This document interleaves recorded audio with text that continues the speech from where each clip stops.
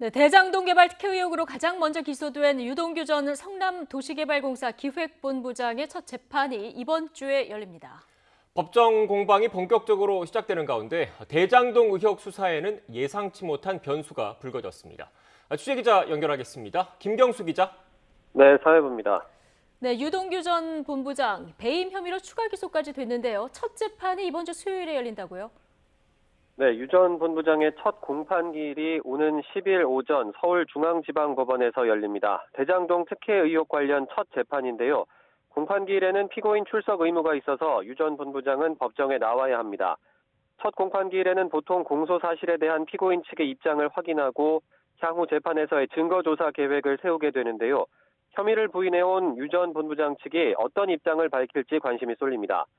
유 전 본부장은 2013년 대장동 개발업체로부터 3억 5천여만 원 뇌물을 받은 혐의와 사업상 편의를 봐주고 화천대유로부터 뇌물 700억 원을 약속받은 혐의로 지난달 21일 구속 기소됐습니다. 검찰은 유 전 본부장이 화천대유 대주주 김만배 씨 등과 공모해 화천대유의 이득을 몰아줬고 성남도시개발공사에는 최소 651억 원 손해를 끼쳤다며 배임 혐의도 지난 1일 추가 기소했습니다. 검찰은 유 전 본부장 등이 공모지침서 작성과 사업자 선정 등 중요 단계마다 화천대유에 유리하게 손을 쓴 것으로 보고 있습니다.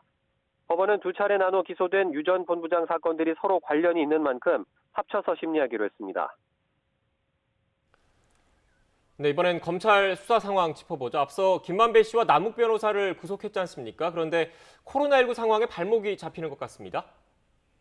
네, 그제와 어제 이 대장동 특혜 의혹을 수사하는 검찰 수사팀 직원 6명이 코로나19 확진 판정을 받았습니다.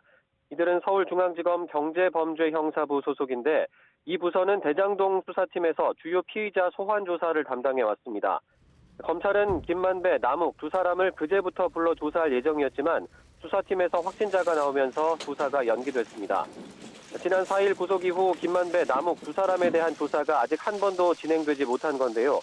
검찰 관계자는 오늘도 주요 피의자 소환 조사는 없다고 밝혔습니다. 구속 피의자를 20일 안에 기소하지 못하면 풀어줘야 하는데 두 사람의 구속 시한은 오는 22일까지입니다. 두 사람 신병을 확보한 뒤 배임 혐의 윗선 수사와 곽상도 의원 뇌물 혐의 수사, 성남시의회 로비 수사 등에서 속도를 내려던 검찰 계획이 차질을 빚는 건 아닌지 우려가 나옵니다. 지금까지 사회부에서 전해드렸습니다.